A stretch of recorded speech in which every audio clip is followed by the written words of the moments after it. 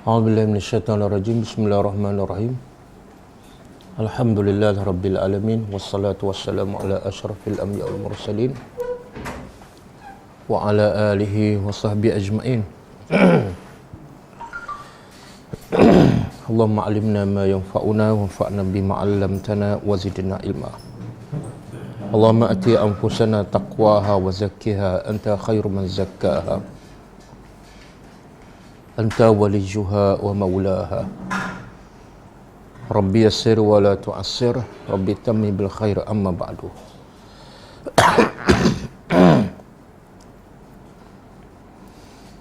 Okey, malam ni insya-Allah kita sambung tadabbur surah At-Taubah. Kita sampai ayat yang ke-120. Masih lagi berkenaan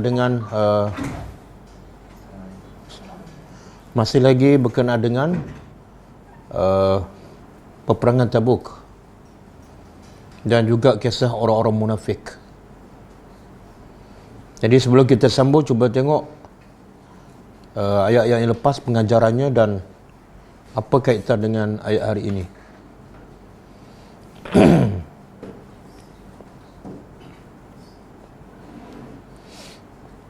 Okey, antara pengajaran daripada ayat lepas, cuba kita ambil ayat 100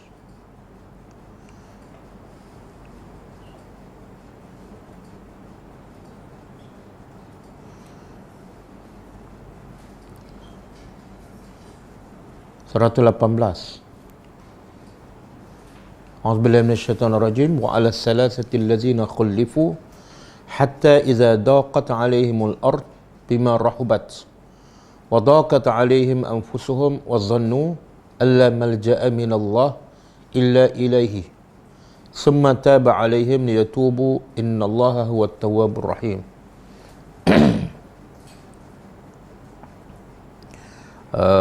Mana kisah 3 orang sahabat Nabi yang tidak hadir dengan sengaja dan tanpa alasan dalam peperangan Tabuk. Maka mereka bertiga dihukum di pulau ataupun di boikot selama 50 hari. Jadi apa pengajaran yang dapat kita ambil?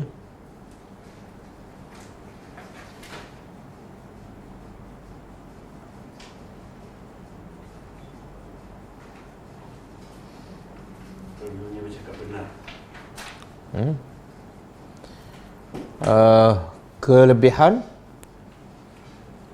orang yang bercakap benar dalam apa keadaan sekalipun. Ramai orang takut nak bercakap benar, apatah lagi kalau boleh memudaratkannya. Tapi daripada kisah ni, pada zahirnya memudaratkan, tapi sebenarnya sangat-sangat menguntungkan 3 orang ni, hanya kerana bercakap benar. Kemudian yang kedua, bercakap benar itu sebenarnya adalah nilai iman kita. Jadi setakat mana kita bercakap benar, itulah petunjuk setakat mana tingginya iman kita. Dan setakat mana kita bercakap bohong, itulah sebenarnya nilai iman kita. Kalau kita mudah sangat bercakap bohong, sebenarnya itulah iman kita terlalu lemah, kan? Jadi bercakap benar adalah kayu ukur kepada keimanan seseorang. Yang ketiga,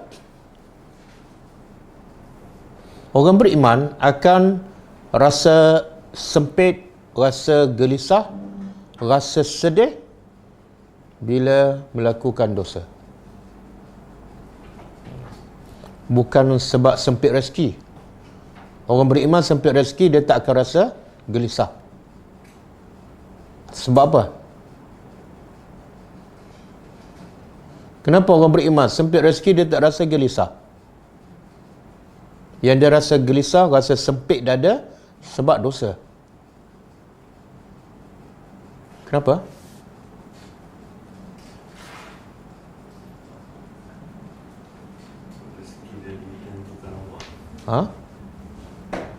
Sebab rezeki telah ditetapkan oleh Allah. Yang kedua, bila sempit rezeki, bukan bermakna Allah hina, bukan bermakna Allah tak suka pada dia, tapi Allah nak menguji. Jadi itu bukan masalah, itu adalah ujian. Dan kalau dia berjaya dengan ujian, dia lagi baik dan lagi dekat dengan Allah. Okey, boleh ke? Contohlah kita ni nak tahu kita beriman ataupun tak. Dalam keadaan kita tak ada duit, dengan ketika kita mengumpat, yang mana kita rasa sempit dada. Mana kita belum beriman. Kita belum beriman. Buat dosa, relax je. Bila tak ada duit, gelisah aja. Sebenarnya kita belum beriman.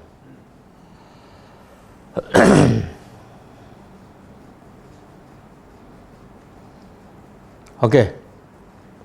Apa lagi pengajaran dia?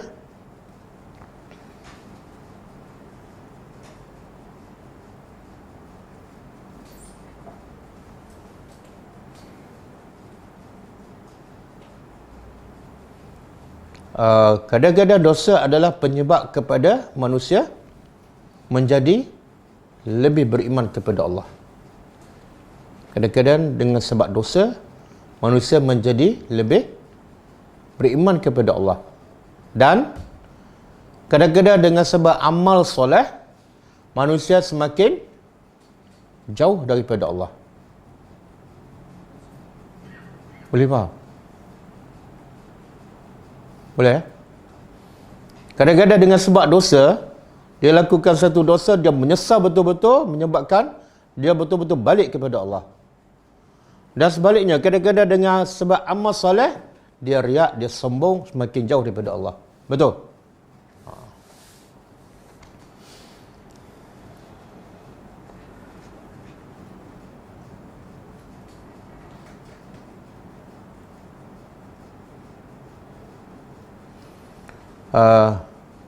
Sebab itulah orang beriman, 3 orang ni, dia tak pergi peperangan kan, tapi dadanya sempit. Orang munafik tak pergi juga peperangan, tapi dada dia lapang. Sebab apa?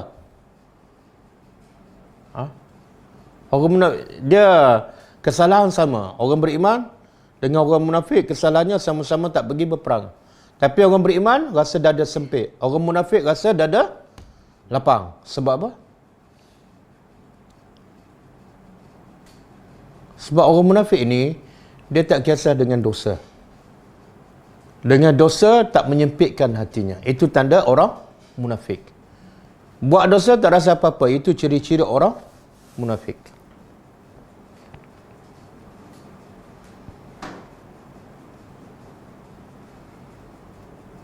Okey. Kisah 3 orang ni pun ada 24 pengajaran. Ayat 118. Ada 24 pengajaran. Saya sebut beberapa sahaja. Okey, cuba kita tengok ayat 119. Ya ayyuhallazina amanu ittaqullaha wa kunu ma'as shadiqin. Wahai orang beriman, hendaklah kamu bertakwa kepada Allah dan jadilah orang yang bercakap benar, kan? Jadi berapa perkara yang Allah perintah? Berapa perkara? Satu bertakwalah pada Allah. Yang kedua, jadilah orang yang kenapa dua benda tu? Takwa dengan benar. Apa kaitannya? Sebenar, benar itulah tanda orang tu bertakwa.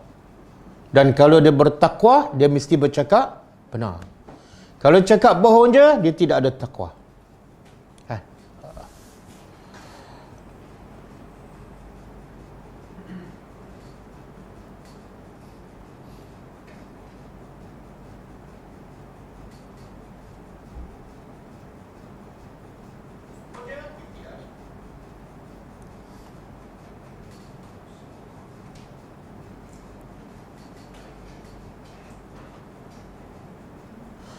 Biasa orang bercakap bohong ni, dia nak apa? Nak selamatkan diri daripada apa?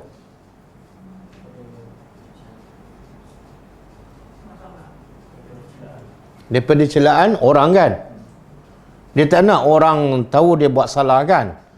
Dan maksud yang lain juga, dia nak orang sentiasa suka pada dia, kan? Sebab tu dia berbohong. Manakala orang beriman, dia bercakap benar, walaupun orang suka. Sebab apa? Dia nak ialah Allah suka pada dia. Itu beza tu. Yang penting Allah suka pada aku. Orang nak kata aku jahat ke, lantaklah. Sebab mereka sedikit pun tak boleh menolong aku. Jadi bila letak Allah kat depan, kita akan sentiasa bercakap benar. Ini biasa berlaku kan? Kita ada sebut. Kadang-kadang mak bapak dengan anak kan, janji macam-macam tak bagi. Kan?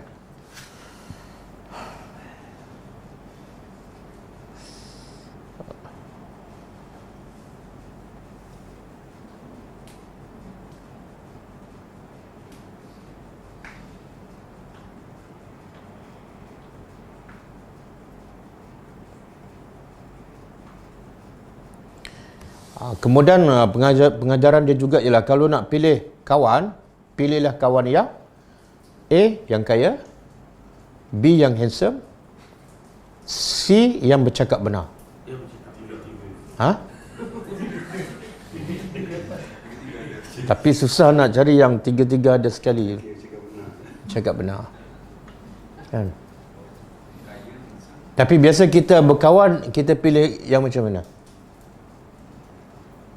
Kita tak tengok kan dia bercakap benar ataupun tak, tapi tengok kereta apa kan, kerja apa, betul kan ni Pak?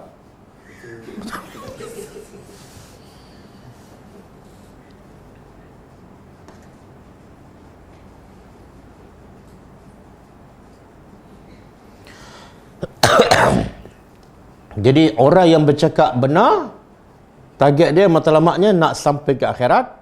Orang yang bercakap bohong, matlamatnya nak sampai ke dunia sahaja. Betul? Oh, beza jauh tu. Siapa matlamat dia nak sampai ke akhirat, dia akan bercakap benar walaupun dicaci, dihina oleh manusia. Tapi kalau siapa matlamatnya hanya nak dunia saja, dia akan sentiasa berbohong.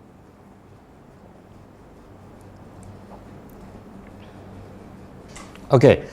Ayat 120 antara pengajaran ayat 120. Allah kata apa? Tidak patut bagi orang Madinah dan orang Badui sekitar Madinah, tak patut bagi mereka apa? Tak ikut berperang bersama Nabi. Kenapa tak patut? Sebab Nabi datang daripada Mekah ke Madinah untuk apa? Untuk selamatkan orang Madinah, untuk sampaikan mesej dakwah kepada orang Madinah kan. Dan Nabi korbankan segala-galanya. Tiba-tiba bila Nabi pergi berperang, orang Madinah tak ikut sekali. Sangat tidak patut. Sepatut Nabi selamatkan mereka, mereka pun sentiasa bersama Nabi. Yang kedua tak patut sebab apa? Sebab orang yang paling mulia, jiwa yang paling tinggi nilainya di sisi Allah, sanggup berjalan kaki, naik unta, panas, lapar, dahaga kerana agama Allah. Kamu ni jiwa bukan mulia sangat. Takkanlah kamu duduk rehat Madinah, Nabi yang pergi ke sana. Patut tak? Tak patut. Jadi kalau nak jadi orang mulia, kenapa?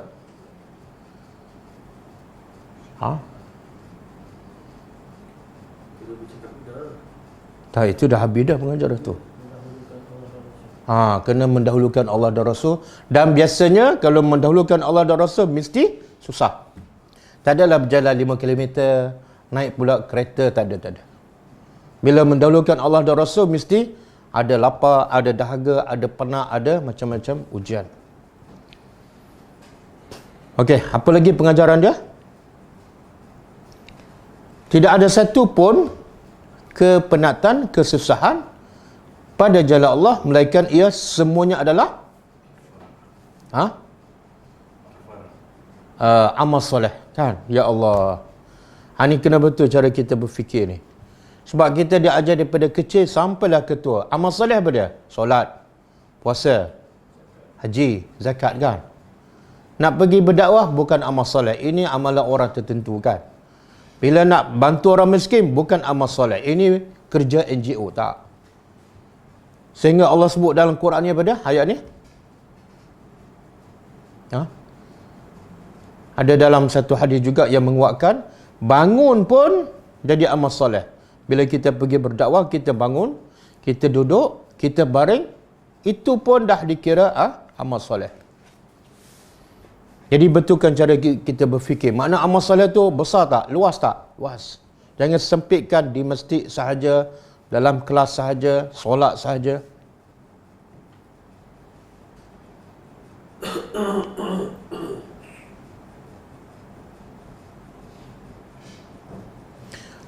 Kita dalam ayat 120 ada tak sahabat yang pijak tempat orang kafir yang menyebabkan orang kafir marah? Tuhan kata apa? Itu pun adalah amal soleh. Bagi orang kafir marah, ini ketika dalam peperangan, itu adalah amalan yang Allah suka. Boleh? Contoh sekarang, contohlah kita boikot barang produk Perancis kan. Dia marah tak? Amal soleh. Amal soleh.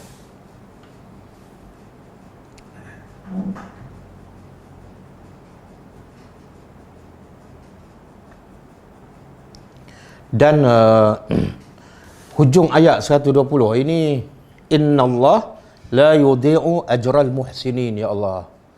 Apa yang kita faham? Sesungguhnya Allah tidak akan mensia-siakan amalan orang muhsinin. Ayat ni terlalu besar dan kalau kita hayati, dia betul-betul menghiburkan hati orang yang beriman. Macam mana tu? Macam mana? Allah kata Allah tak akan sia-siakan amalan orang yang berbuat baik. Macam mana ayat ni boleh menghiburkan kita dan mendorong untuk kita sentiasa buat baik? Macam mana tu?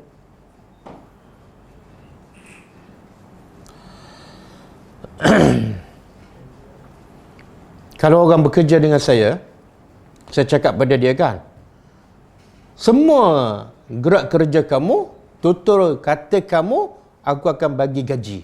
Aku takkan sia-siakan. Apa reaksi dia bila dengar ayat saya tu? Saya bos. Dia akan buat apa? Apa dia? Dia lagi akan bekerja keras. Kenapa? Setiap penat dia, letih dia akan diberi allowance. Betul? Tapi bila kita dengar ayat ni, kan, kita dengar ayat ni, adakah sejak kita dengar minggu lepas kan, amalan kita bertambah tak? Sebab Allah tak pernah sia-siakan. Bertambah tak? Sebelum jumpa orang tak senyum, lepas dengar ayat ni aku nak senyum. Kenapa? Allah tak akan sia-siakan. Bila tak berubah, maknanya kita belum terdebur. Ada orang tanya, Ustaz, saya buat dah amalan ni, Allah bagi pahala tak? Ulama kata, jangan tanya soalan Allah bagi pahala ke tak, tapi tanyalah soalan, engkau dah betul-betul muhsinin ataupun belum? Kalau kamu betul-betul muhsinin, Allah dah janji, Allah tak akan sia-siakan. Syarat apa dah? Kamu muhsinin. Jangan berpura-pura. Jangan muhsinin bermusim. Jadi pastikan diri kita jadi muhsinin. Confirm Allah tak akan sia-siakan. Senyum kita, penat kita, letih kita, berpeluh kita, semua dapat pahala.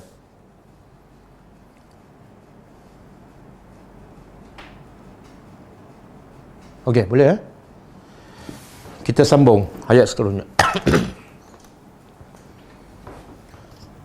A'udzubillahi minasyaitonirrajim.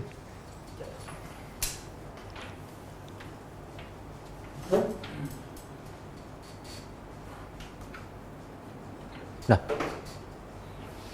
Okey, wala dan tidak. Yunfiquna mereka infak. Nafkah, apa-apa nafkah saghirah, yang saghirah apa dah? Kecil. Wala kabirah, dan tidak juga yang nafkah yang besar. Wala yaqta'una, dan tidak yaqta'u apa dia? Qata'a. Tidak mereka melintas wadi apa? Pernah dengar tak wadi? Apa? Wadi Anwar. Apa dia? Lembah. Tidak juga mereka melintas lembah. Siapa ni mereka ni? Siapa ni? Sahabat-sahabat yang pergi berperang dalam peperangan Tabuk. Tidak mereka nafkah walaupun kecil ataupun infak yang besar, dan tidak juga mereka melintas lembah illa kecuali kutiba telah dicatat lahum untuk mereka. Catat apa ni?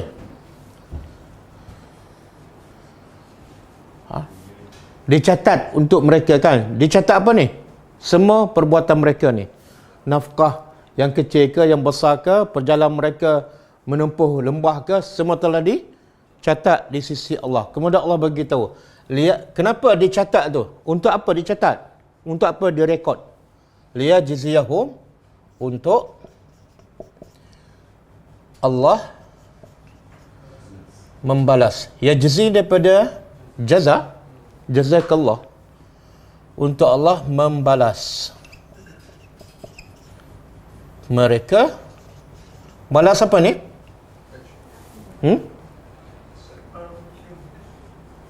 Yang dia buat apa? Infak yang kecil, infak yang besar, berjalan melintasi wadi lembah. Maka Allah catat untuk apa? Untuk membalas. Balas apa? Apa balasannya? Tengok perkataan Allah guna. Ahsan. Apa makna ahsan? Lebih baik. Lebih baik. Makanu, apa yang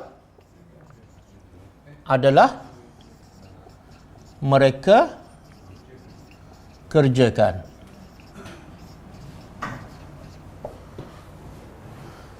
Mana apa balasannya? Katalah dia sedekah RM10 kan? Untuk fisabilillah. Allah balas apa? Ahsan. Ahsan di sisi Allah ni agak-agak berapa?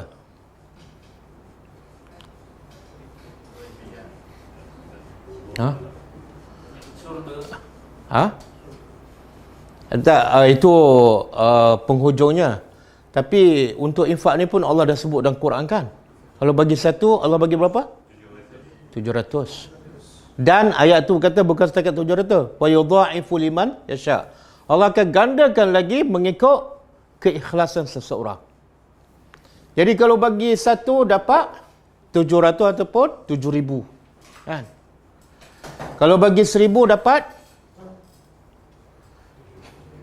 dah jam dah, tak boleh nak kira dah. Apa dia? Tapi kita nampak macam faham kan? Betul? Tapi bila nak melaksanakan macam tak faham. Sebab apa? Kita nampak macam faham apa dia, berganda balasannya. Tapi masa nak bagi itu macam tak nampak pula yang ni. Kita bagi sikit ke banyak? Sikit. Apa masalah kita?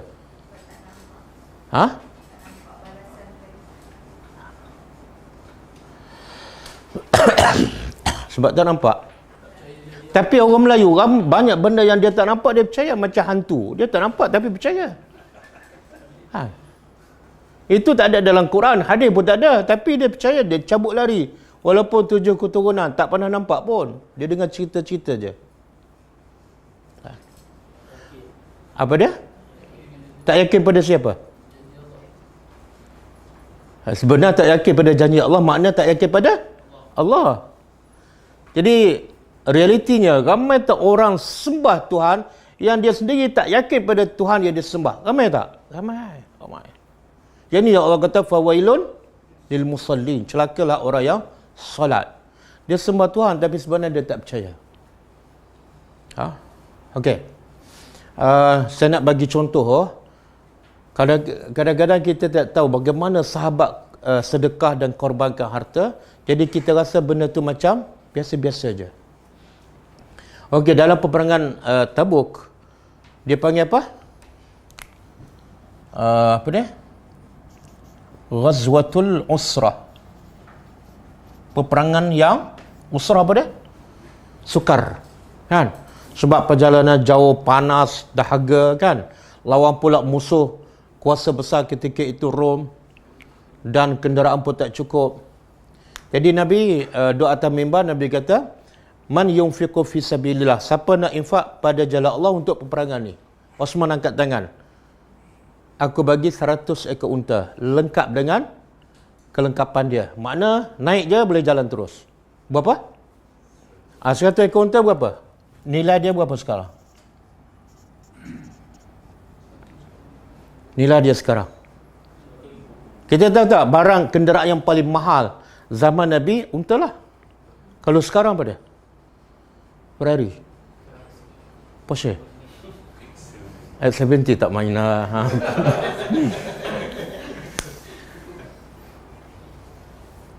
Katalah harga kalau seekor berapa? Tak, kita nak bayangkan betapa banyaknya dia bagi dengan mudah. Makna apa? Sebab sahabat dididikkan lebih cinta ahsan daripada ni. Yang kat tangan dia tak ada nilai. Sebab apa? Dia nampak apa yang Allah nak balas. Bila dia yakin apa yang Allah nak balas, yang ada kat tangan ni tak ada nilai. Boleh faham? Kemudian Nabi kata lagi, man yunfiqu fi sabilillah. Siapa lagi nak infak? Osman angkat tangan. Dia kata aku infak 100 ekor unta lagi. Nabi sebut lagi, man yunfiqu fi sabilillah. Siapa lagi nak infak? Osman angkat tangan. Aku infak 100 ekor unta. Berapa? 300. Ini bukan 30 ekor ayam ni. 300 ekor unta. Oh. Kemudian Nabi tanya lagi, siapa nak infak ni untuk peperangan Al-Usrah? Osman kata aku bagi 1000 dinar. Jadi 300 ekor unta campur dengan 1000 dinar.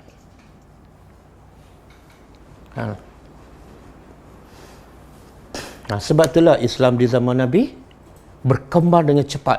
Sebab apa? Islam zaman Nabi didokong dan diserahkan semua harta jiwa raga mereka untuk Islam. Islam berkembang. Tapi sekarang Islam tak berkembang kan? Walaupun orang Islam dah bilion, yang kaya pun ramai, ustaz pun ramai, tapi Islam terlalu slow. Kenapa? Tidak ada pengorbanan. Dan kita tahu kan, Abu Bakar dia bagi berapa? Semua. Umar? Setengah. Kita tahu kan Abu Bakar yang kaya kan? Antara orang yang terkaya. Makna kalau dia bagi semua, lebih pada ni lah. Okey, kenapa Allah sebut saghirah? Saghirah dulu baru kabirah. Satu. Yang kedua, saghirah tu besar mana?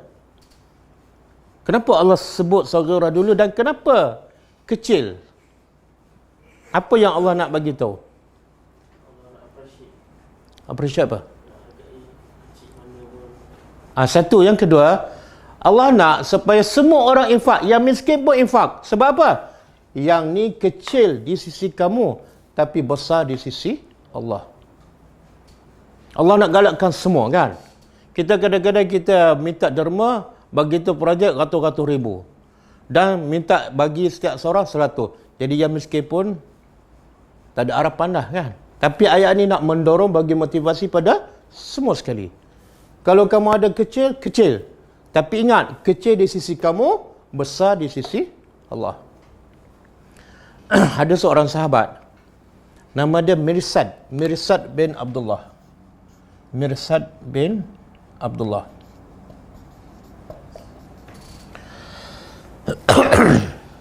Dia setiap kali pergi masjid Nabi, dia akan bawa benda. Untuk apa? Untuk sedekah. Dia tak ada duit, tapi dia bawa apa? Inilah sedekah nafkah saghirah. Dia bawa apa-apa saja yang ada kat rumah. Dan kadang-kadang dia bawa bawang. Jadi satu hari dia bawa bawang, dia pergi ke masjid. Jadi sahabat tanya, kenapa kamu bawa bawang? Menyebabkan baju kamu pun berbau. Dia kata, sebab aku dengar satu hadis Nabi kata, Zillul mu'min yaumal qiyamah fi sadaqatihi.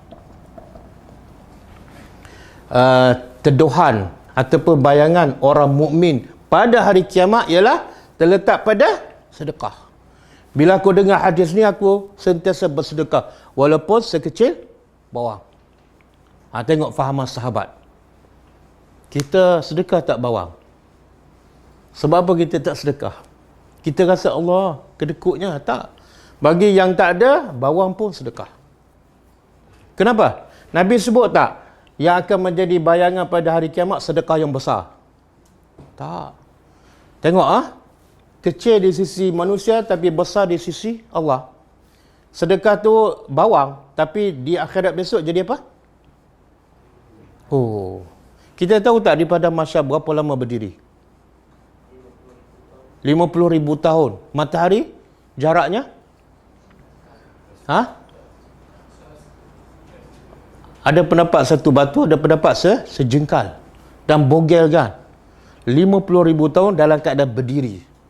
Macam mana kita nak dapat teduhan? Tak perlu sedekah 50,000. Kadang-kadang bawang. Kadang-kadang RM10. Kadang-kadang RM20. Ini bagi siapa ni? Bagi yang duit sikit lah. Kalau ada 500,000, dia sedekah bawang juga. Itu kedekut lah.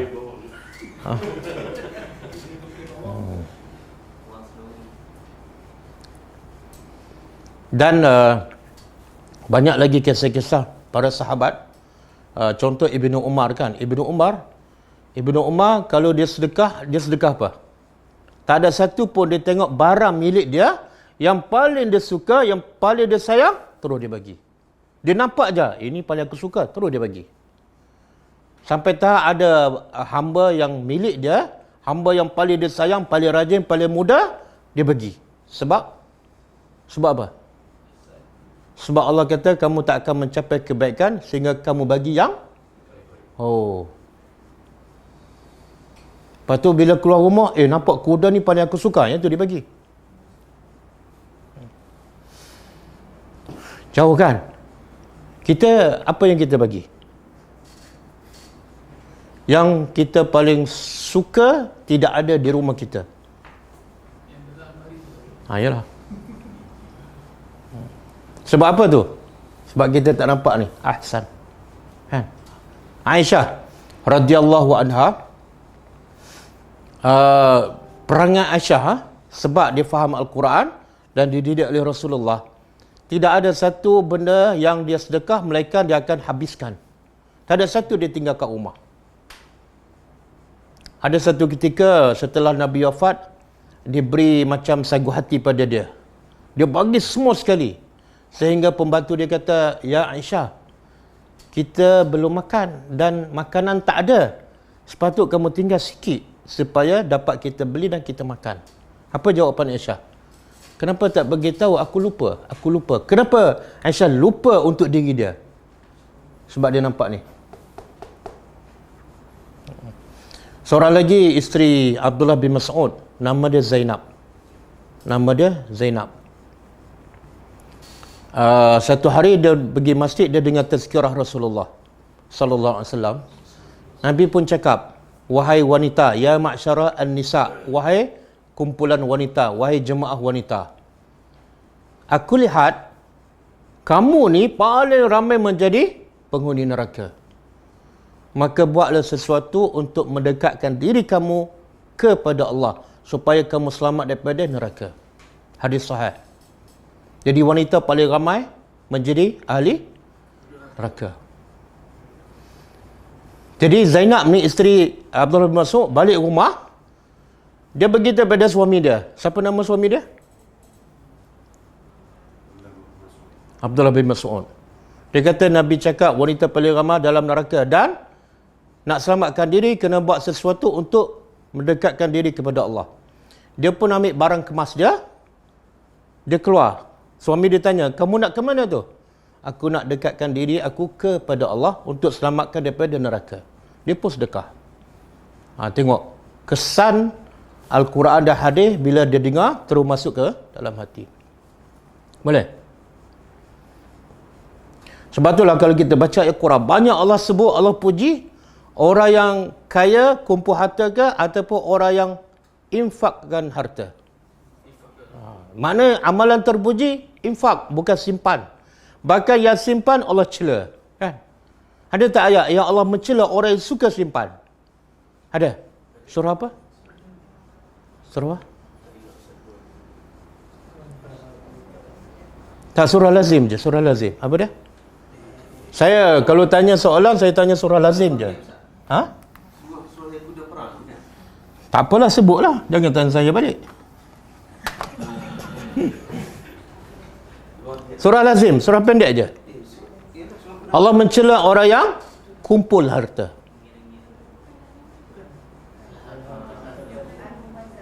Ha? Cuba baca ayat tu. Yang ayat Allah mencela orang yang mengumpul. Betul. Ahsanti. Ahsanti. Allazi jama'a malan wa addadah. Sebelum tu apa dah? Wailun. Celakalah bagi pengumpat dan pencela, kan? Kemudian allazi jama'a malan, yang sifatnya suka jamak, kumpul harta dan menghitung.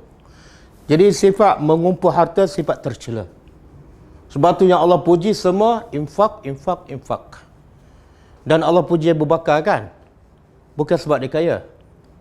Ramai kita kena Abu Bakar sebagai orang kaya, kan? Kena Osman sebagai orang kaya.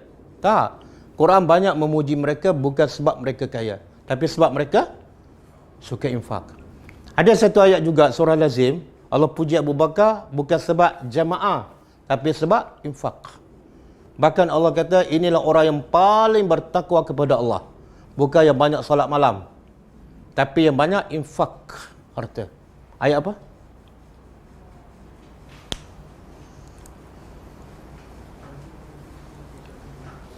Yang dia memberi hartanya untuk yatazakka, bersihkan dirinya. Wa ma li ahadin indahu min ni'matin tujza. Dan dia langsung tak mengharapkan balasan daripada manusia. Kenapa? Dia mengharapkan illa ibtigha'a wajhi rabbikal a'la. Kan? Wala saufa, Allah akan redha pada dia sebab dia bagi untuk mendapat apa yang di sisi Allah. Surah apa tu? Al-Lail, kan? Apa ayat tu? Allazi yu'ti ma lahu yatazakka. Sebelum ni apa dah? Wa yatajannabuha wa yatajannabuha al-ashqa. Kan? Fa anzartukum naran talazza. Allah kata, aku bagi amaran pada kamu tentang nar, api yang menyala. Siapa yang akan selamat daripada api ni? Wa yatajannabuha.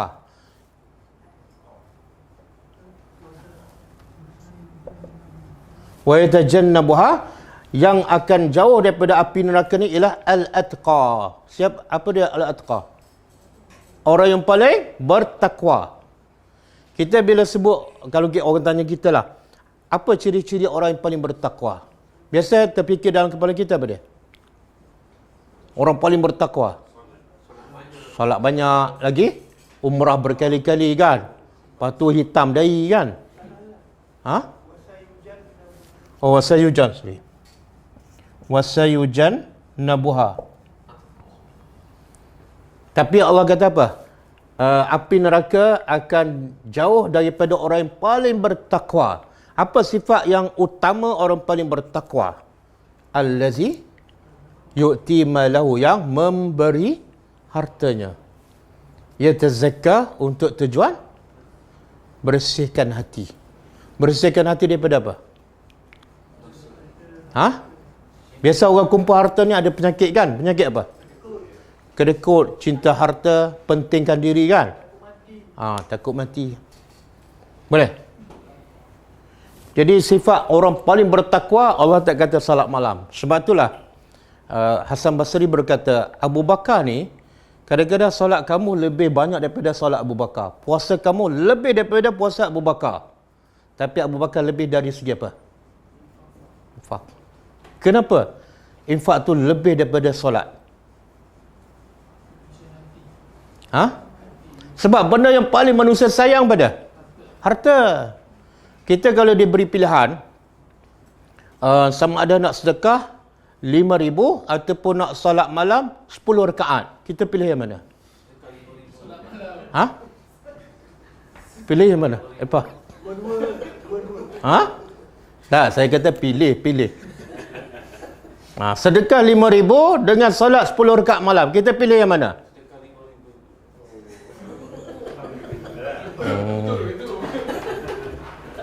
Bercakap benar. Sebab tu Allah sebut ciri-ciri orang yang paling bertakwa ialah sedekah harta. Sebab yang paling dia sayang harta. Adapun solat tak perlu keluarkan duit. Betul? Tak perlu keluarkan duit. Kalau pergi umrah pun keluarkan duit, tapi untuk siapa? Untuk diri sendiri kadang-kadang 20,000 pun dia sanggup. Tapi yang susah bagi harta fi sabilillah. Tak nampak pulangan kan?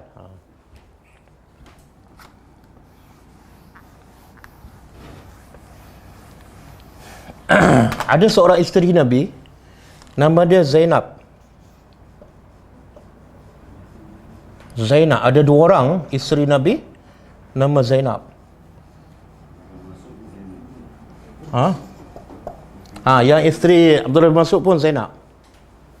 Nama dia, nama sahabat simple-simple je, tapi amalan dia hebat. Nama anak-anak perempuan kita sampai susah nak sebut, tapi tak adalah hebat sangat.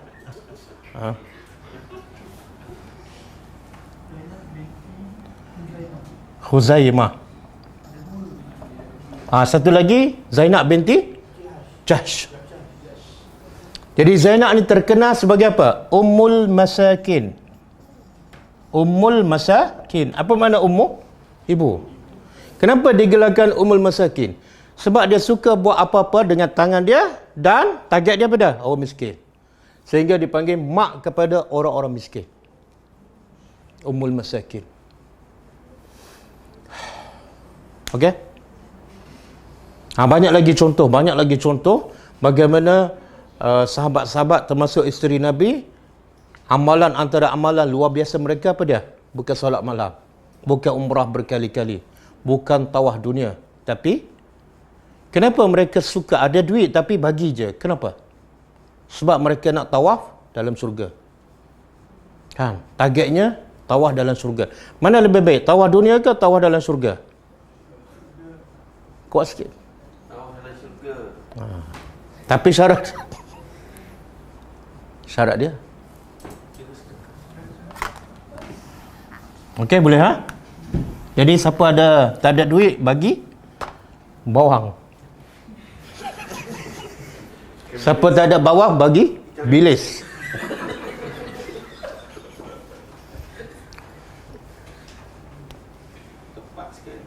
Okey. Wa ma kana, dan tidaklah patut al-mu'minun, orang-orang beriman, liyanfiru. Apa makna liyanfiru? Liyanfiru ni keluar beramai-ramai. Dia panggil nufur. An-nufur. Asal dia larilah. Tapi kadang-kadang pergi berperang tak lari pun kan. Dia keluar beramai-ramai. Dan nufur ni ada 2. Satu lil harbi ataupun lil ghazwah, untuk berperang. Yang kedua nufur li talabil ilmi. Dua-dua ni terpuji. Okey. Sebab turun ayat ni, ayat 122.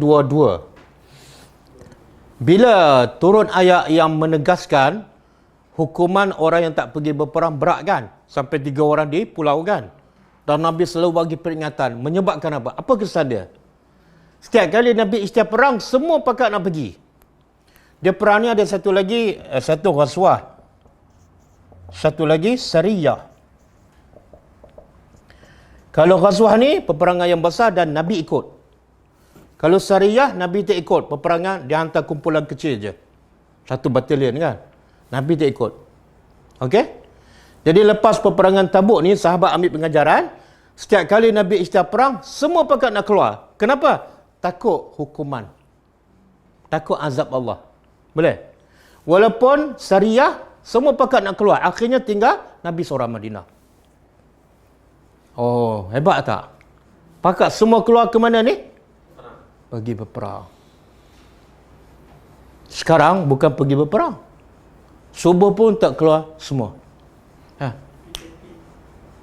Yalah PKP. Masih ada COVID-19 penyelamat kan. Okey. Jadi turun ayat ini melarang jangan keluar semua pergi berperang. Tidak patut bagi orang beriman liyanfiru untuk keluar untuk mereka keluar kafah. Apa makna kafah? Kafah mana? Semua sekali. Ada ayat Quran. Wahai orang beriman, masuklah ke dalam Islam kafah. Keseluruhan. Apa ayat tu? Ya ayyuhallazina amanu udkhulu fis silmi kafah. Jadi Islam tak boleh masuk separuh-separuh. Kalau masuk separuh-separuh macam orang Yahudi. Okey, tidak patut bagi orang beriman keluar berperang kafah, ke semua. Sampai tinggal Nabi seorang. Falaula, maka laula pada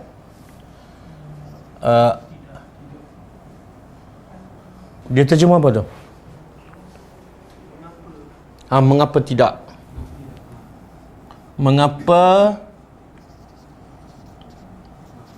Mengapa tidak? Nafara keluar. Nafara keluar. Ni nufur yang kedua tu keluar untuk menuntut ilmu. Keluar min dari kulli setiap firqah. Tak, firqah kumpulan.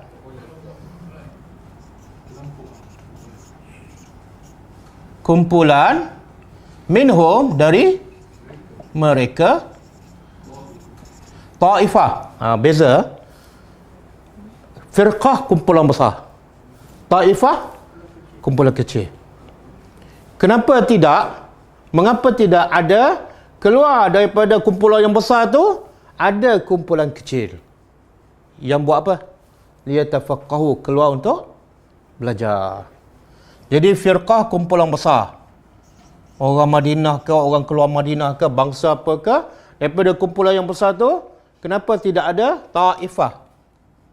Kumpulan ataupun sekumpulan, sekelompok yang buat apa? Liyatafaqahu, untuk tafaqquh. Apa makna tafaqquh?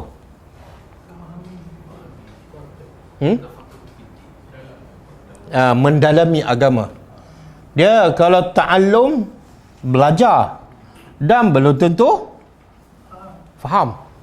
Tapi Allah guna perkataan tafaqquh. Maksudnya ialah betul-betul faham. Nanti kita tengok apa bukti orang ni betul-betul faham agama. Apa bukti dia? Untuk mereka mendalami fiddin, dalam agama. Maknanya kumpulan ni belajar apa ni? Sains ke? Matematik ke apa? Agama, hukum hakam, Quran, hadis. Kemudian lepas dia belajar, dia buat apa? Apa tujuan ni? Ayat ni larang semua sahabat pergi berperang. Sebaliknya Allah memberitahu kena ada sekumpulan pergi belajar agama. Apa tujuan? Apa tujuan? Nak dapat CJ? Bukan. Nak ramaikan kelas? Nak banyakkan kelas? Bukan. Nak bagi duit kepada ustaz? Bukan. Tujuan dia? Dan untuk inzar. Inzar apa dia? Mereka memberi peringatan. Kepada siapa? Kaum mereka. Kaum mereka. Kaum mereka yang mana ni?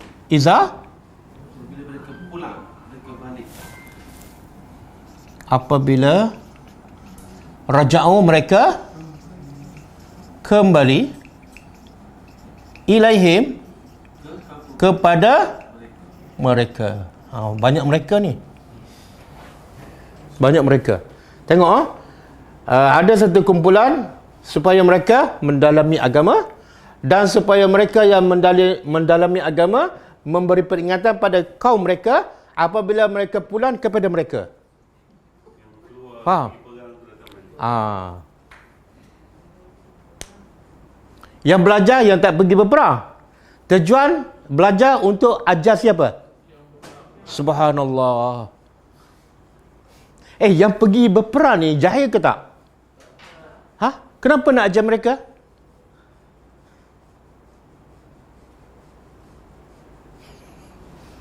Persoalan dia.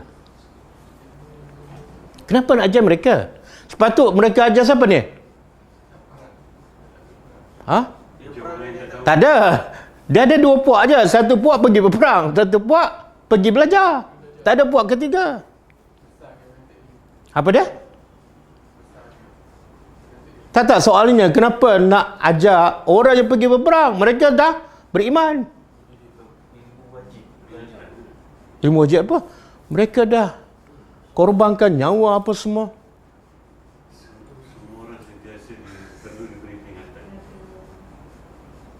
Bila nak ajar, mana orang tu dah tahu ke belum? Belum? Kan masa tu ayat Quran tengah turun. Faham tak? Jadi masa mereka duduk kat medan perang, ada ayat turun. Mereka tak tahu. Kamu beritahu. Boleh faham? Maknanya apa tu? Islam nak satu ayat pun jangan terlepas daripada kita. Semua ayat kena belajar. Kamu dah pergi berperang, nampak hebat kan? Nampak iman kamu kuat, tapi ada lagi kamu belum tahu, wajib belajar. Kalau yang pergi berperang pun wajib belajar, yang tak pergi langsung? Wajib. Yang tak pergi kelas? Lagi wajib. Jadi tanggungjawab ni, yang datang belajar ni, ada tanggungjawab besar tak? Apa dia? Menyampaikan kepada siapa? Yang pergi berperang ke yang tak pergi berperang? Yang tak pernah pergi kelas. Betul tak? Sebab itulah kenapa Allah larang semua pergi berperang. Sebab apa? Ilmu tu sangat penting. Ilmu adalah petunjuk. Ilmu adalah jalan menuju ke syurga. Bila tak ada ilmu, jahil. Bila jahil, ke neraka. Walaupun kamu nampak hebat. Walaupun kamu dah pergi berperang, ada ayat-ayat yang turun masa kamu kat sana. Kamu kena belajar. Okey. Petunjuk apa Ustaz rasa? Petunjuk? Hidayah lah. Hidayah bahasa Arab, petunjuk bahasa Melayu. Dan targetnya apa? La'allahum, supaya mereka yahzarun. Apa makna pula? Mereka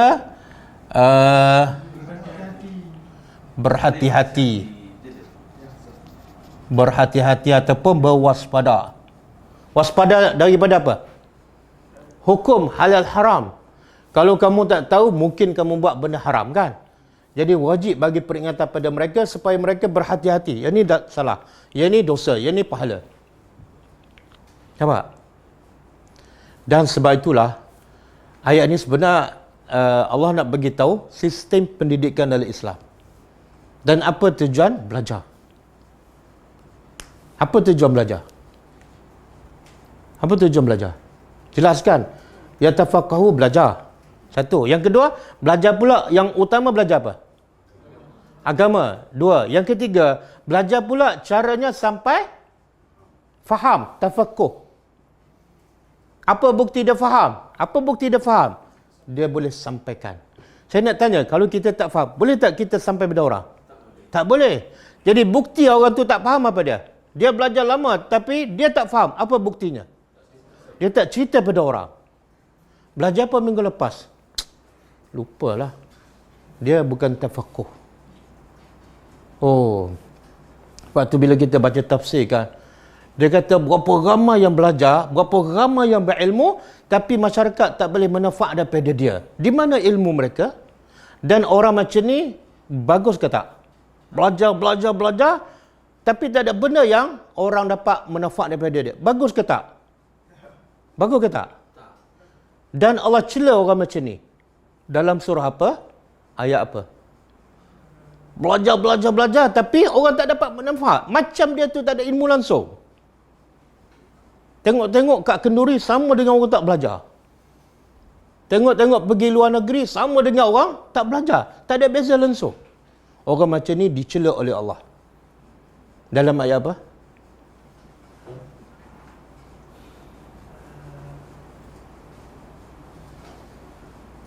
Ayat tu selalu kita baca. Tapi tak perasan. Tiap-tiap hari baca. Daripada jak kecil lagi. Allah cela orang yang belajar, tahu tapi tak amal dan tak sampaikan. Bukan yang ayat ni siapa? Ni bukan nak jawab, nak tanya saya balik.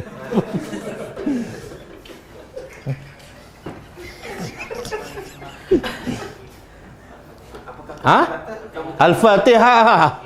Dalam Al-Fatihah orang mencela orang yang berilmu tapi tak beramal dan tak sampaikan. Ayat apa? Ghairil maghdubi alaihim. Belum tanya surah Ali Imran tu, baru surah Fatihah. Ghairil maghdubi alaihim. Kan? Bukan yang kita minta ihdinas siratal, jalan yang lurus. Jalan apa ni? Jalan yang siratal lazina an'am.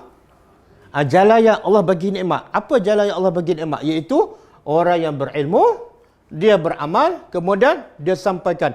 Ini jalan yang Allah bagi nikmat. Bukan jalan yang Allah murka. Siapa? Berilmu tapi tak beramal. Berilmu tapi tak sampai. Allah murka. Allah cela. Sebab tu Allah sebut jelas. Jangan pergi semua berperang. Kenapa? Kena belajar. Kenapa kena belajar? Sebab nanti yang pergi berperang tak tahu banyak hukum hakam. Wajib kamu sampaikan. Dan sebab itulah sahabat belajar. Bukan di sekolah, bukan di universiti. Dan tak ada kemudahan apa. Tapi mereka, sistem belajar mereka betul. Akhirnya ilmu sampai pada semua orang. Sebab mereka tahu tujuan belajar untuk sampaikan. Tapi kita sekarang belajar di sekolah ke, di pusat tahfiz ke, sekolah agama ke, universiti ke, belajar bukan untuk sampaikan. Betul? Belajar untuk apa? Untuk dapat CJ, dan lepas dapat CJ untuk bekerja. Sebab itulah semakin ramai belajar, semakin ramai dapat CJ, semakin ramai tak ada kerja. Pasal apa? Pasal apa? Sepatut dah daripada jahil ada ilmu, boleh bekerja kan? Betul? Ha? Apa dia? Matlamat dia? Nak bekerja. Kalau matlamat dia nak sampaikan, banyak tak kerja. Banyak tak kerja. Berapa ramai yang jahil kat luar tu. Dia dah belajar dah 10 ayat, 10 surah kan. Macam-macam dia belajar. Dan yang kat luar jahil beribu-ribu. Tapi dia kata tak ada kerja. Sebab dia belajar untuk dapat CJ dan CJ untuk dapat kerja yang ada gaji. Betul? Sebab itulah zaman Nabi sekolah tak ada, pusat tahfiz tak ada, tapi tidak ada penganggur. Semua bekerja. Kenapa? Sebab mereka faham. Bila faham agama, wajib sampaikan. Dan sasaran mereka terlalu ramai orang yang jahil.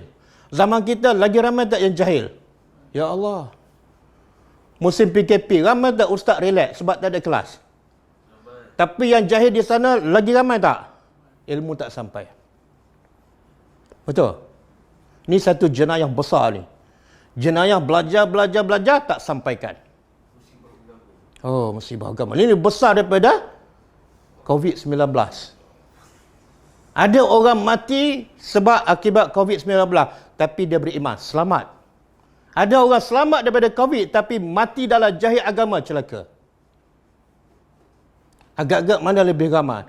Yang kena COVID-19 ke? Yang kena jahil agama? Jahil agama. Tapi yang kita takut yang mana? Covid. Konspirasi.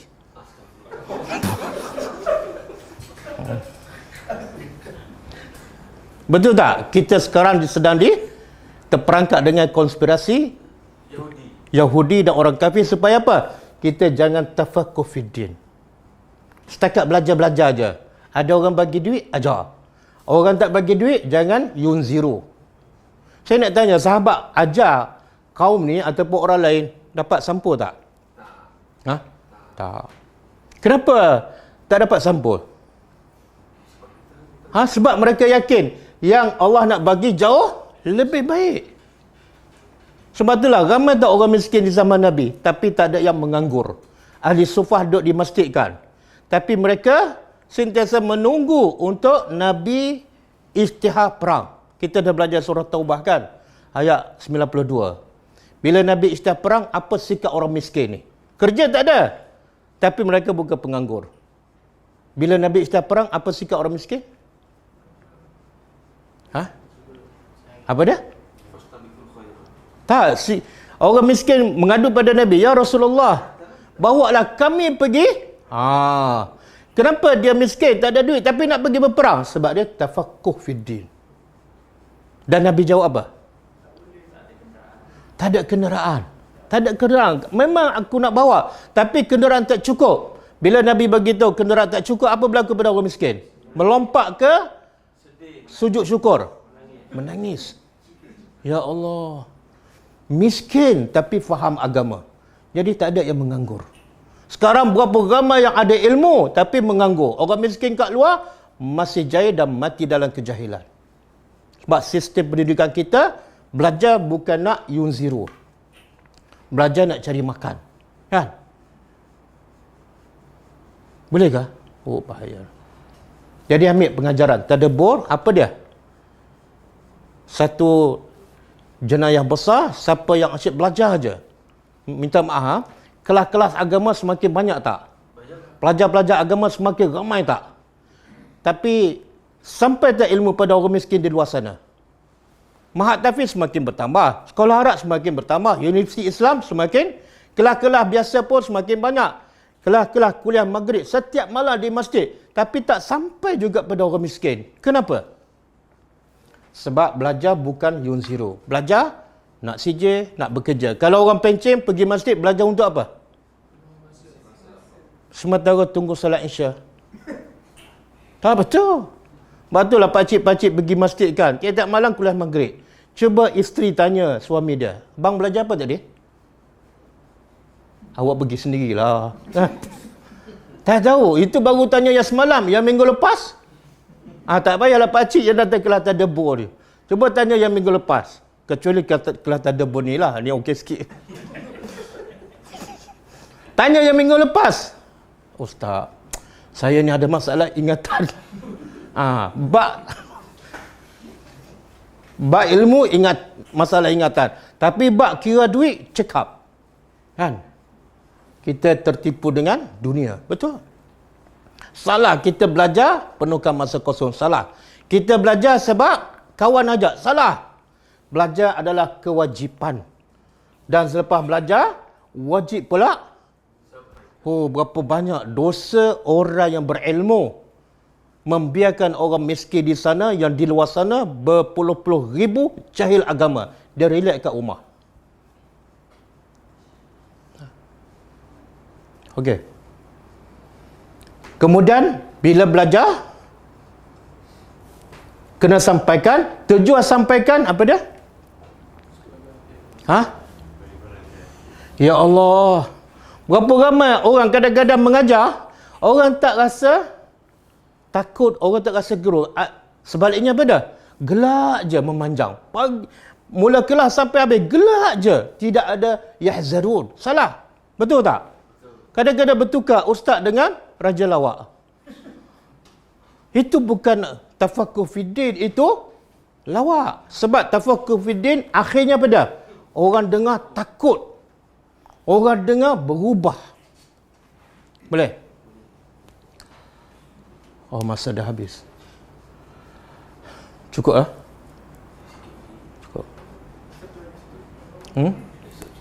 Tak, ayat ni tak boleh. Just sikit-sikit lah. Iyalah, yang belajar banyak tak amal lagi, nak tambah dosa lagi. Saya kesian nak kurangkan dosa.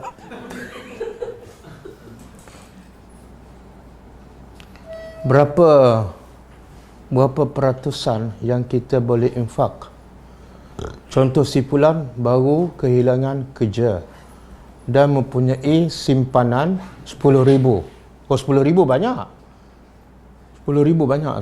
Ingat ada bawang je. Tapi kerana kewajipan menanggung keluarga dan ekonomi yang terjejas dan dibuang kerja lagi, dia rasa perlu untuk berjimat cermat.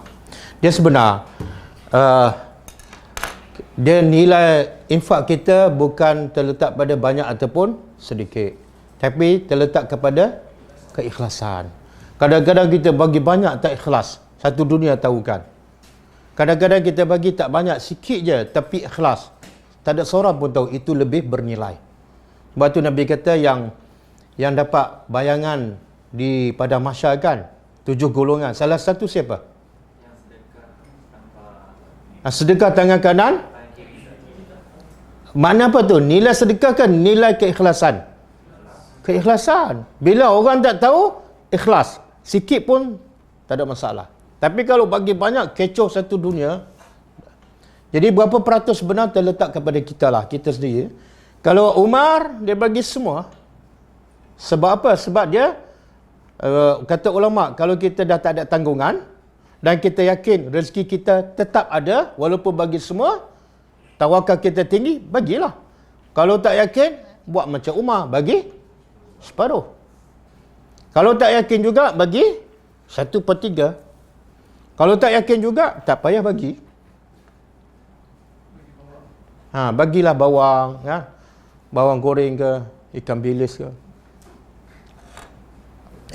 Kita tahu tak, bawang goreng tu, kalau kita bagi pada orang miskin, contohlah di Sabah kan, bernilai tu. Bagi ikan bilis, sangat-sangat bernilai. Bagi kita mungkin tak ada nilai, orang Kuala Lumpur kan.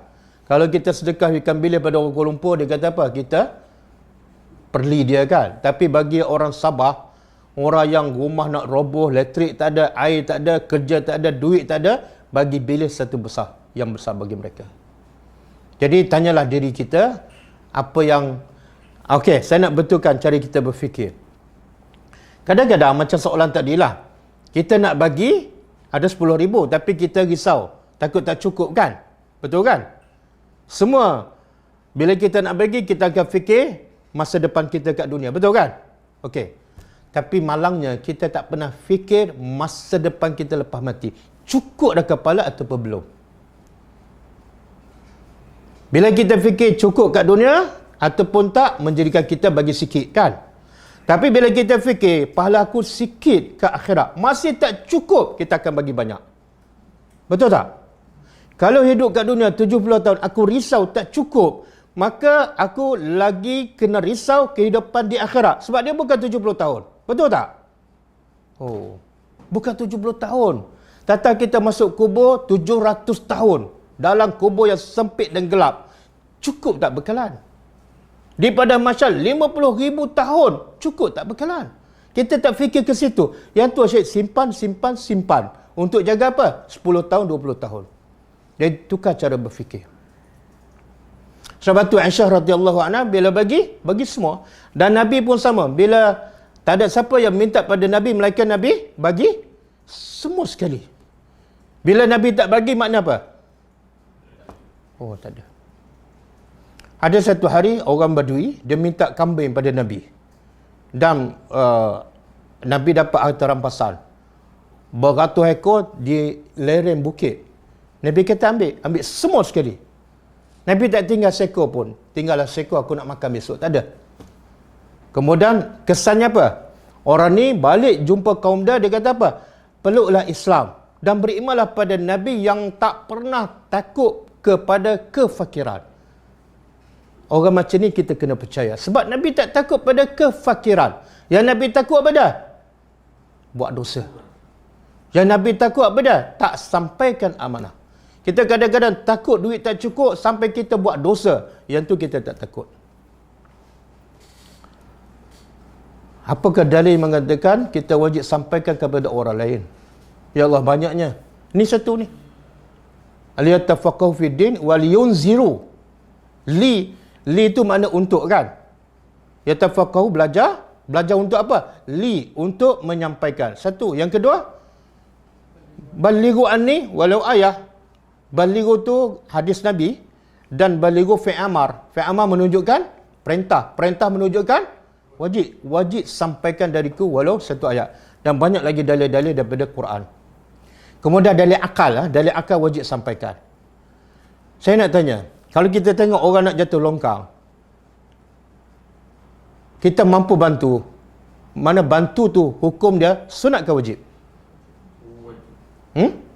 Ada dalil? Orang nak jatuh longkang ni, wajib ke sunat bantu?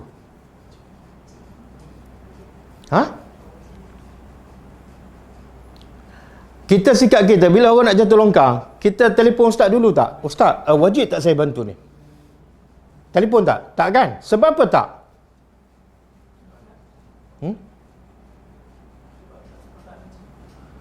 Apa dia? Kerana dia menghadapi kesusahan atau Sebab manusia, dia tak boleh tengok orang susah. Manusia yang normal lah. Dia tak boleh tengok orang yang susah. Dia mesti bantu, tak kira bangsa kan. Itu baru nak jatuh longkang. Ini orang yang jahil agama nak jatuh longkang ke, nak jatuh neraka? Jadi kenapa kita tanya lagi wajib ke tak? Kadang-kadang anak kita, kadang-kadang sepupu kita jahil agama, tak solat, menyebabkan dia akan masuk neraka. Takkanlah kita tanya, wajib ke tak? Ya Allah, kamu tak ada perasaan ke? Tidak ada rahmat ke? Wallahualam.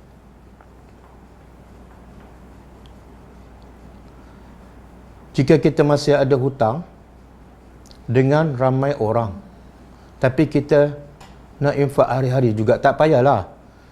Hutang hukumnya wajib. Infak hukumnya sunat. Jadi jangan buat benda yang sunat sampai tergadai benda yang wajib. Kan? Selesaikan hutang. Jangan salah kita berfikirkan, aku nak buat baik juga. Tak. Selagi kamu tak bayar hutang, kamu tak buat baik pada orang yang kamu berhutang. Selesaikan yang wajib, lepas tu sedekahlah. Allah tahu kamu tak mampu. Yang wajib, yang patut bersedekah ni siapa? Orang yang mampu. Betul tak? Bila kamu ada hutang, kamu masuk dalam kategori orang yang tak mampu bersedekah. Jadi jangan sedekah. Sama juga ke zakat kan? Zakat wajib pada siapa? Ada tak orang miskin keluar zakat?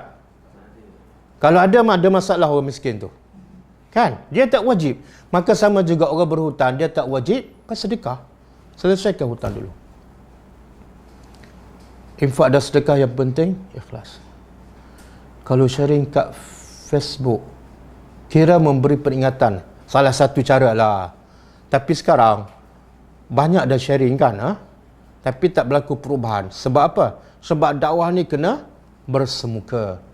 Kalau Nabi Musa pun Allah perintah apa? Allah perintah apa pada Nabi Musa? Pergi jumpa Firaun. Di mana?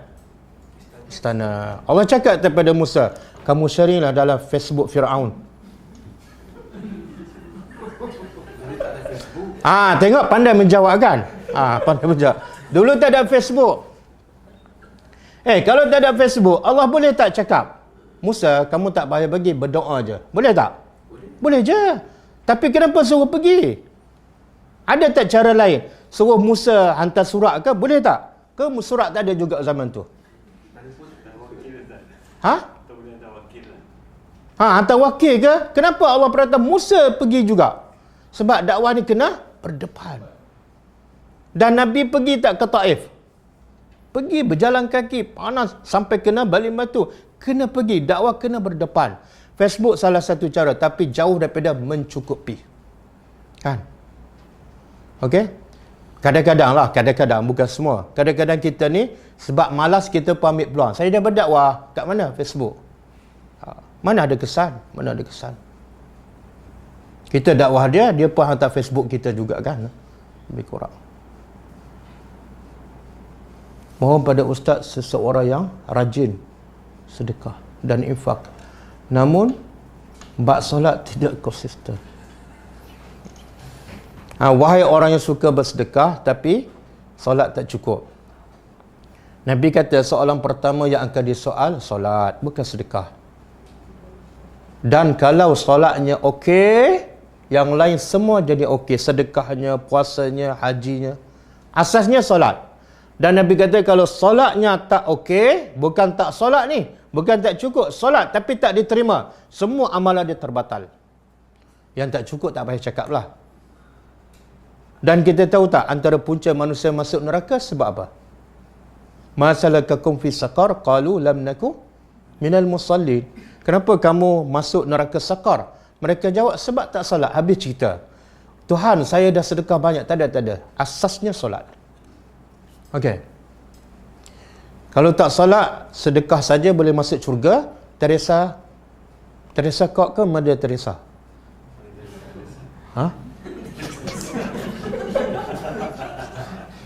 Kalau tak solat, dengan bersedekah boleh masuk syurga. Mother Teresa boleh masuk syurga. Okey. Apa beza qada dan qadar? Qadar, apa yang Allah tetapkan. Katalah umur kita, Allah tetapkan qadar jumlah 60 tahun. Kemudian bila 60 tahun kita pun mati, itu qada, ke apa yang berlaku setelah Allah tetapkan. Jadi qadar, ketetapan, qada, berlaku sesuatu yang Allah dah tetapkan.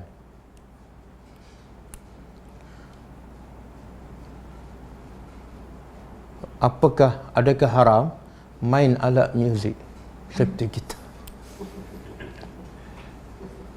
Soalan ni boleh PM saya ke? Dia sebenar. Dia ulama berbeza pendapat lah. Ada kata muzik tu haram secara total kan, kecuali yang duf. Ada yang mengatakan tak haram sebab tak ada dalil yang jelas. Macam Dr. Yusuf Qardawi, dia kata tak haram kecuali bila melalaikan, maka haram. Sebenarnya apa saja melalaikan semuanya haram. Melalaikan daripada apa? Daripada sifat tanggungjawab kita yang utama. Saya bagi contoh. Dah masuk waktu kita main muzik kan, haram tak masa tu? Haram sebab muzik ke sebab melalaikan daripada solat? Okey. Dah masuk waktu kita bersembang, tazkirah lah kononnya. Tazkirah sampai 1 jam lewat. Haram tak tazkirah tu? Haram. Sebab apa? Sebab dia melalaikan daripada ibadat utama kita. Jadi apa saja yang melalaikan, muzik ke, kadang-kadang memasak ke, sampai penat, sampai tertidur, terlepas solat, maka haram. Kadang-kadang kita solat malam kan, bangun awal sampai dekat-dekat subuh, tertidur, subuh terlepas. Salah. Boleh faham? Sebab mengabaikan benda yang paling utama. Okey. Jadi kalau tanya saya, tak payahlah main. Sebab banyak lagi kita ayat-ayat yang belum tadabbur. Tak cukup masa. Umur kita dah pendek. Ayat Quran masih banyak tak tadabbur. Jadi bagilah masa untuk tadabbur. Dan sebab Al-Quran adalah penghibur yang sebenar orang beriman. Percayalah, kalau kita terhibur dengan Al-Quran, kita dah tak suka benda-benda yang lara, walaupun tak haram. Tapi kalau kita masih suka pada benda yang lara, Quran tak masuk. Baca Quran jadi tak seronok. Seronok 5 minit, 10 minit, lepas tu tutup, tertidur. Tapi kalau benda yang lara, setengah jam, 1 jam. Dia antara dua tu tak boleh duduk satu hati. Ada dalil untuk sedekah subuh? Tak ada. Sebenarnya ada satu hadis pasal sedekah subuh. Nabi kata apa? Setiap pagi ada 2 malaikat akan berdoa, kan?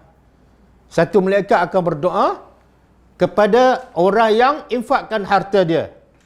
Ya Allah, gantilah hartanya yang dia infak, kan? Satu lagi malaikat akan berdoa kepada orang yang tak infak, kedekut. Malaikat akan doa, ya Allah, hancurkan ataupun binasakan hartanya. Kata ulama, hadis ni bukan bermakna mesti kena sedekah waktu subuh. Islam bukan susah.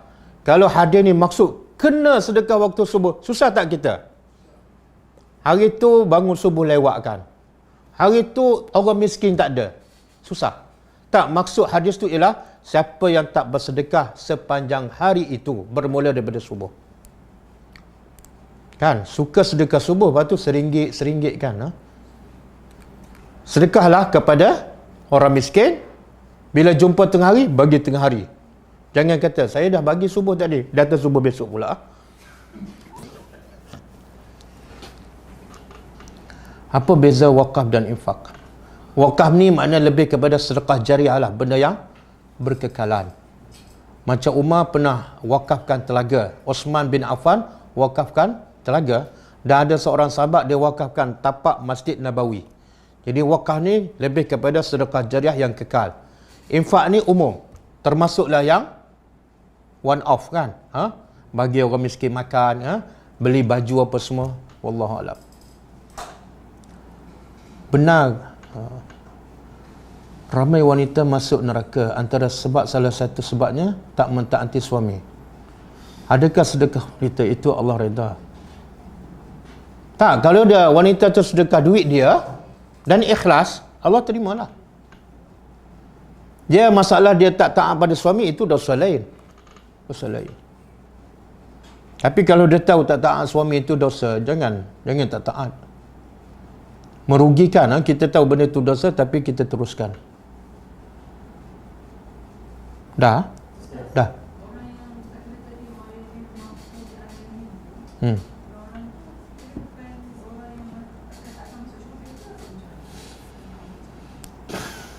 Dia ayat tu sebenarnya turun kepada siapa? Yahudi. Dan ulama kata siapa yang ada ciri-ciri tu, tak mesti kita Yahudi. Ciri-ciri apa? Ada ilmu tapi tak amal. Ada ilmu tapi tak sampaikan. Maka kalau kita orang Islam lah, kita masih Islam, cuma ada sifat tu je. Kalau kita orang Islam, satu hari mungkin sebab dosa banyak kita akan masuk neraka, tapi satu hari kita akan keluar. Kalau masih ada iman dalam hati kita. Okey? Kelas kita akan datang ialah besok insya-Allah pukul 10.30. Kelas Sirah Nabawi, ya. Kita tutup dengan membaca tasbih kafarah. Subhanakallahumma wa bihamdika asyhadu an la ilaha illa anta astaghfiruka wa atubu ilaik. Assalamualaikum warahmatullahi wabarakatuh.